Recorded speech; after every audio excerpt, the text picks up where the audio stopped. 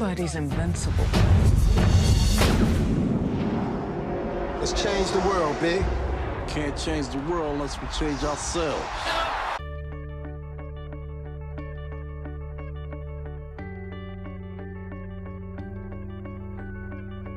For those who don't know, a stereotype is a thought that can be adopted about specific types of individuals or certain ways of doing things. These thoughts or beliefs may or may not accurately reflect reality though. However, this is only a fundamental psychological definition of the word stereotype. Park Heights is an area in northwest Baltimore, Maryland. This community is divided into two subdivisions by Northern Parkway, which are the Jewish and the African American community. Our group wanted to know what were the actual stereotypes that exist within the Park Heights community. Our group wanted to figure out what exactly it was that separated the two neighborhoods in terms of communications.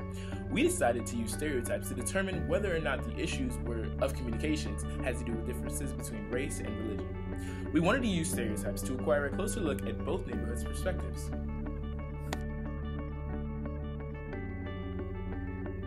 Something about working here that has opened my eyes to it. I'm like, did it get worse or has it always been this bad, you know, type of thing. So it's really been the same. There has been no development, no progress, no anything really.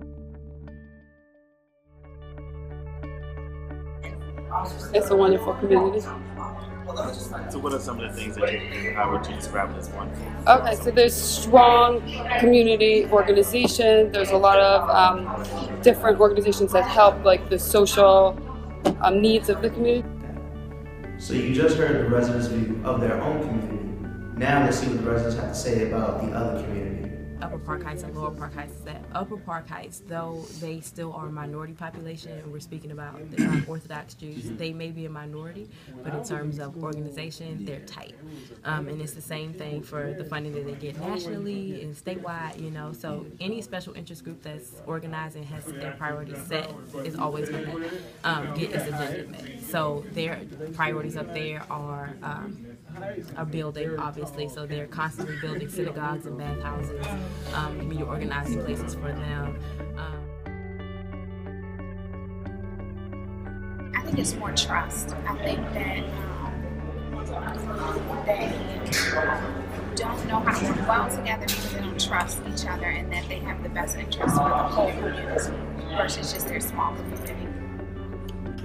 When we arrived in Park Heights, we saw a divided community, not geographically, but socially, by pre-existing stereotypes that defines both communities as Southern Park Heights lacking ambition and Northern Park Heights being self-sustaining due to the assistance from Jewish organizations. I believe Ed Koch said it best that stereotypes lose their power when the world is found to be more complex than the stereotypes suggested. Basically saying, once we learn that people don't fit that group's stereotype, then it will fall apart. We use these videos to show that the Southern's view of the Northern as having abundant resources and funding from the city. In actuality, their perception is wrong because the North gets their funding from nonprofit organizations.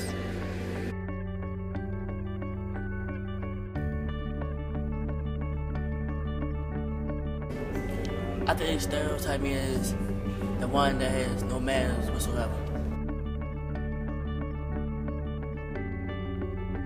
No, I feel like people are very respectful. I think they think sometimes we look weird because we do. We have a dress code.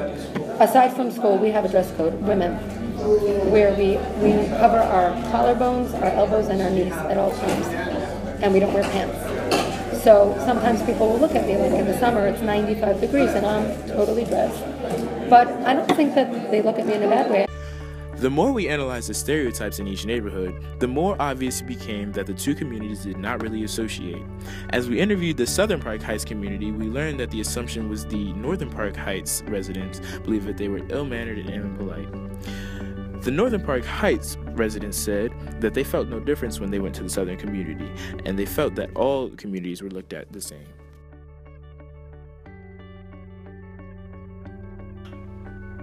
After multiple trips to Park Heights and numerous hours of ethnographic research, our group has come to a conclusion that if both communities begin to work together recreationally and in governing, it will not only minimize the stereotypes associated with the community, but enhance the quality of the community's work efforts.